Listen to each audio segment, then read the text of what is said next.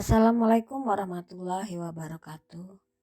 Hai semua, kembali lagi dengan saya di channel Jelajah Nonton. Pada video kali ini saya akan bercerita tentang cerita misteri. Cerita ini sangat menarik dan bagus banget untuk didengarkan. Baiklah, langsung saja kita simak ceritanya yang berjudul Hantu Jelita Penghuni Sebuah Hotel. Adapun cerita ini merupakan kisah nyata yang disampaikan oleh saudara Tia kepada Misteri. Awalnya, wanita itu bernama Dewi Srilingga. Ia datang padaku dengan wajah yang menawan dan berpakaian tidur yang tipis berwarna merah jambu. Sangatlah serasi dengan postur tubuhnya. Pada malam-malam tertentu ia mengajakku bercinta.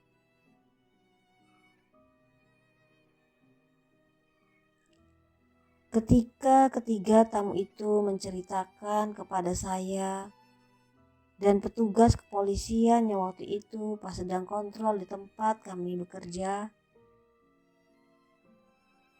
saya hampir-hampir tak percaya. Bayangkan, ketiga orang yang kebetulan menginap di hotel tempat saya bekerja dan tidur di kamar nomor 107 itu telah mengaku didatangi perempuan dengan paras cantik, rambut separuh mengurai, serta menggunakan pakaian tidur berwarna merah jambu. Meski cantik, perempuan itu sangat menyeramkan. Sebab tangannya memegang pisau yang siap dihujamkan pada jantung korbannya. Kami benar-benar melihat perempuan itu seperti siap membunuh. Kata ketiga orang tamu itu saat memberikan kesaksian di depan petugas polisi. Bahkan dengan mimik serius, salah seorang di antaranya menirukan bagaimana perempuan misterius itu berkata-kata. Mereka benar-benar mencekam ketakutan. Saya di sini dengan maksud baik dan tidak mengganggu kamu, kata wanita misterius itu. Maka dengan ketakutan, ketiga tamu tersebut meraih Al-Quran dan disodorkannya pada wanita itu. Setelah dekat dengan Al-Quran, perempuan itu menghilang seraya menyebutkan dua nomor kamar dalam hotel itu, 108, 107. Tak jelas apa maksudnya ia menyebutkan kedua nomor kamar itu. Keheranan saya belum terjawab dengan kesaksian ketiga orang tamu itu, ketika teman saya satu lagi bagian di front office mengalami kejadian aneh. Malam itu ia tidak pulang. Ketika mengambil kasur dan selimut untuk tidur di ruangan kosong di samping kamar nomor 108. Waktu terpejam matanya karena kantuk, tiba-tiba selimutnya seperti ditarik orang. Tetapi di tempat itu tidak ada siapa-siapa. Setelah ditarik ketiga kalinya, Dadang temanku dengan ketakutan dan badan gemetaran menemuiku di front office untuk menceritakan apa yang ia alami. Kebetulan waktu itu saya sedang shift malam. Aku benar-benar melihat perempuan cantik bergaun merah itu. Ia sepertinya ingin membunuhku untung aku melarikan diri. Cerita Dadang tergagap-gagap. Pada malam yang sama, manajer hotel tempat saya bekerja bernama Pak Andre juga mengalami satu kejadian yang sangat menegangkan. Ketika itu ia sedang mengontrol. Tiba-tiba ia dikejutkan dengan sosok wanita dengan rambut sebahu terurai, dengan gaun merah jambu yang berdiri tepat membelakanginya di depan kamar bernomor 107. Teringat pada kesaksian 3 orang tamu yang sempat mengajukan tuntutan pada manajer hotel itu, maka Pak Andre segera membaca Al-Fatihah. Anehnya setelah selesai membacanya, wanita misterius itu menghilang dan meninggalkan asap yang berbau wangi kemenyan. Karena kejadian malam itu, paginya seluruh karyawan hotel yang shift malam berkumpul untuk makan pagi. Sekonyong-konyong Pak Ami, tukang kebun hotel kami bercerita. Aku semalam kemalaman dan aku tidak pulang. Maka aku tidur di dapur, di atas meja yang saya kasih kasur. Tiba-tiba kasur saya dibalikin ke lantai. Saya jatuh dan saya langsung lari ketakutan.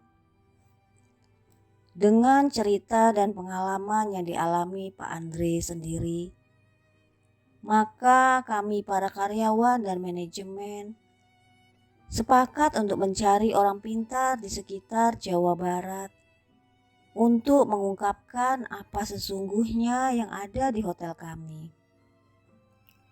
Karena kejadian-kejadian aneh tersebut semakin merisaukan dan mengganggu kami, terutama para tamu. Kebetulan teman kami bernama Teteng saat itu berkata, "Saya punya guru dekat sini. Insya Allah beliau bisa mengungkap semua ini." Setelah kami berembuk dan bersepakat, maka kami memutuskan untuk pergi ke guru yang dimaksud Teteng tersebut. Tapi saya heran, dan dalam hati saya berkata, untuk apa Teteng bawa tanah yang ia ambil dari gudang hotel? Sore itu tanggal 18 September 1996. Kami berempat pergi ke tempat guru Teteng. Sesampainya di sana, kami menceritakan semua kejadian yang terjadi di hotel tempat kami bekerja. Pak Mukhtar, guru Teteng itu membaca doa-doa dan ia terus membaca doa dengan tasbihnya, terus bergerak. Setelah selesai barulah ia berkata, "Di antara kalian siapa yang mengambil dan menyimpan tanah dari dalam gudang?" Teteng dengan malu-malu dan sedikit ketakutan menjawab, "Saya, Pak, saya yang menyimpannya," kata Teteng. "Nanti kamu harus mengembalikannya ke tempatnya. Ia tidak mau rumahnya diganggu," kata Pak Mukhtar, semakin menegangkan suasana hati kami. Dengan memberanikan diri, salah seorang di antara kami bertanya,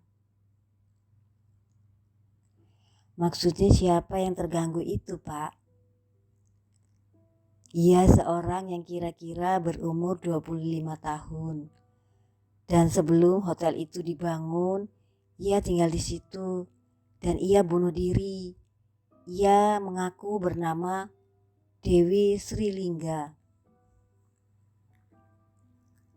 Begitulah sejak mendapat penjelasan dari Pak Mukhtar, itu kami mulai sedikit tahu bahwa duduk persoalan yang sebenarnya. Tapi keanehan masih terus terjadi. Malam itu hotel kami disewa untuk rapat oleh suatu organisasi. Mungkin karena capek. Ada yang bertugas cleaning service males pulang. Toh besok ia masuk pagi.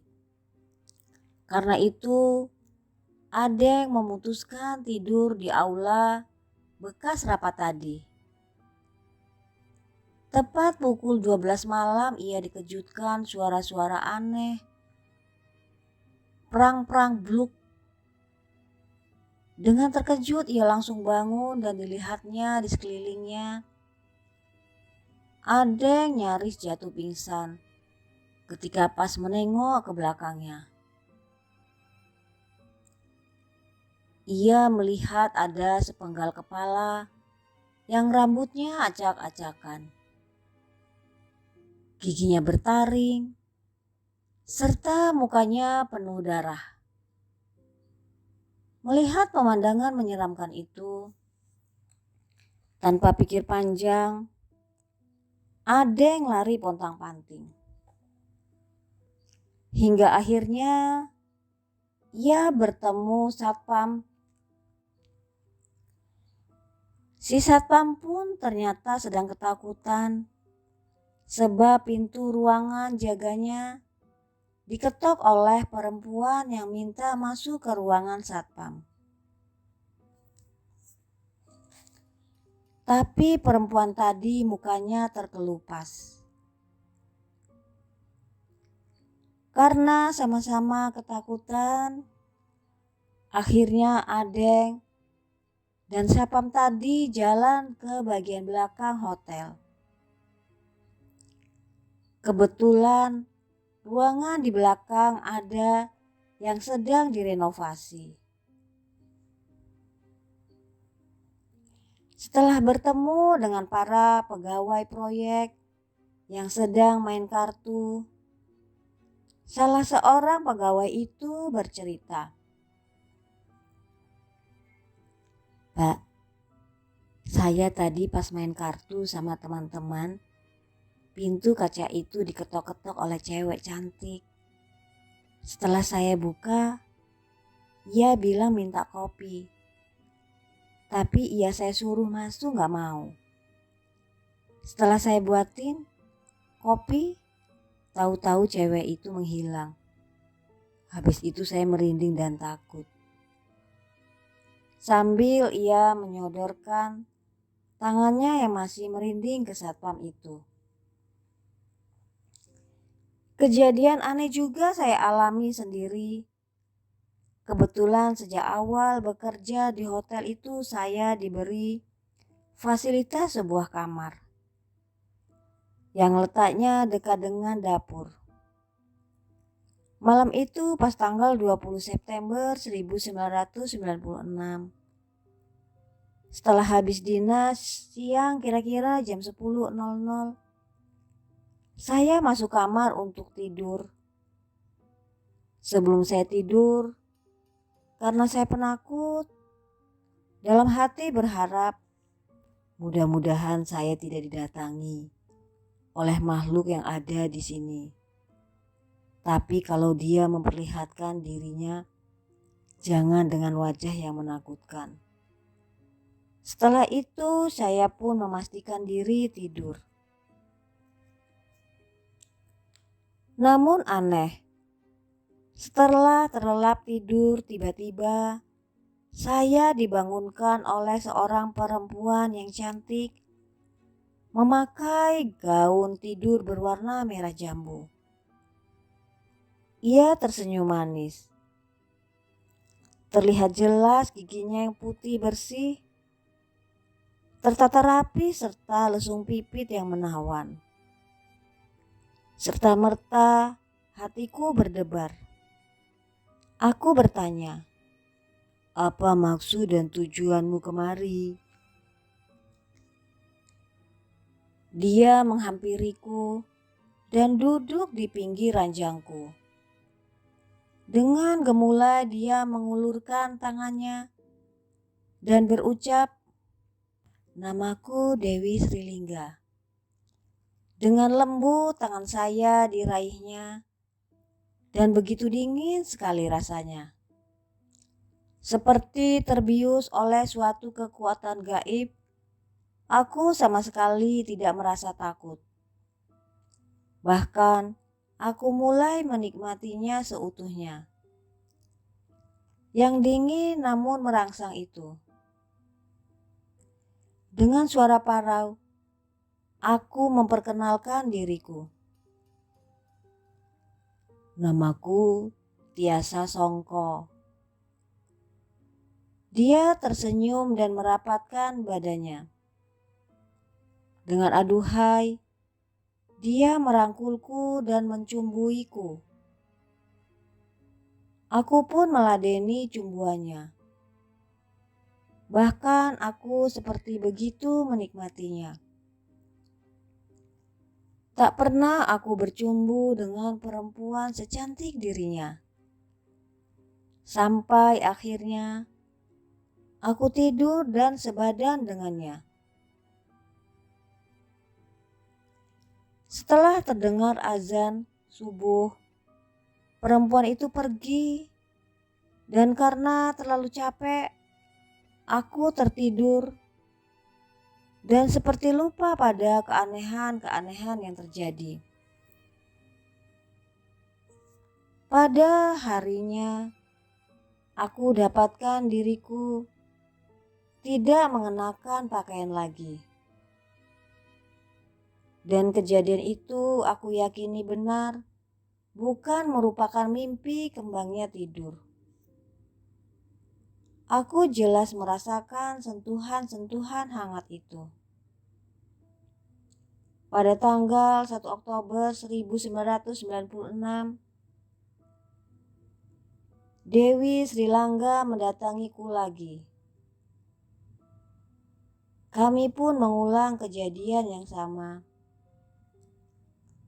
Dalam sebuah ruangan yang indah, aku menghabiskan waktu bercumbu dengannya. Saya sadar, tapi saya tidak bisa lepas darinya. Karena Dewi Srilingga pernah bilang, "Tia, pokoknya kamu harus terus-menerus meladeniku dan kamu harus menjadi pendampingku." Kejadian ini saya alami sekitar 1 tahun dan setiap saya pacaran selalu gagal. Sungguh aneh. Setiap kali melihat perempuan, maka wajah Dewi Srilingga lah yang selalu terbayang. Saya mencoba menghindar dengan meminta pihak manajemen agar saya dipindahkan ke cabang lain. Tapi masih sama. Dewi Srilingga tetap datang, persisnya setiap tanggal 1 dan 15 setiap bulan. Seorang temanku menceritakan pada Ismail apa yang saya alami ini karena satu kosan denganku, maka aku menceritakan semuanya. Akhirnya aku dan Agus teman satu kos serta Ismail mendatangi seorang kiai yang sangat terkenal di Bandung. Aku menceritakan semua kejadian yang saya alami. Pak Kiai itu hanya berucap, "Astagfirullahaladzim, kenapa anak ini baru sadar sekarang? Tapi tak apa-apa, sekarang minum air ini dulu." Dengan niat tulus ingin terbebas dari pengaruh perempuan hantu itu, Aku pun meminum air jampi-jampi pemberian Pak Kiai. Sekarang Natia harus lebih mendekatkan diri kepada Allah Subhanahu wa Ta'ala. Mintalah perlindungan padanya. Dan kalau Dewi Sri Lingga datang, basuhlah mukamu dengan air ini. Kemudian baca ayat kursi. Insya Allah makhluk itu tidak berani mendekatimu. Kemudian sisanya siramkan pada tubuhnya. Insya Allah ia akan kembali ke alamnya. Malam itu pas tanggal 15 Desember 1996. Dewi Sri Lingga kembali mendatangiku. Tapi kali ini dengan wajah yang sangat menyeramkan. Lalu saya melakukan tindakan seperti petunjuk dari Pak Kiai. Setiap ada pertemuan, pasti ada perpisahan. Karena kita berbeda alam, maka kembalilah kamu ke alammu. Dan jangan menggangguku lagi. Sambil membaca ayat kursi. Dan membasuh muka dengan air pemberian Kiai. Setelah itu sisa air saya siramkan pada Dewi Sri Lingga. Ia menjerit dahsyat dan menghilang. Alhamdulillah, Dewi Sri Lingga sekarang sudah tidak mengganggu saya lagi. Dan juga tidak mengganggu di hotel tempat dulu saya bekerja. Sekarang saya telah menikah dengan gadis pacar saya waktu SMA dulu. Dan sedang menunggu kelahiran anak kami yang pertama. Di sini diharapkan kepada pembaca setia untuk mengambil hikmah dari apa yang saya alami. Cukup saya yang mengalaminya. Dengan selalu mendekatkan diri kepada Allah Subhanahu wa Ta'ala serta meminta perlindungannya. Semoga Anda tidak terjebak oleh kejadian seperti ini. Terima kasih atas perhatiannya.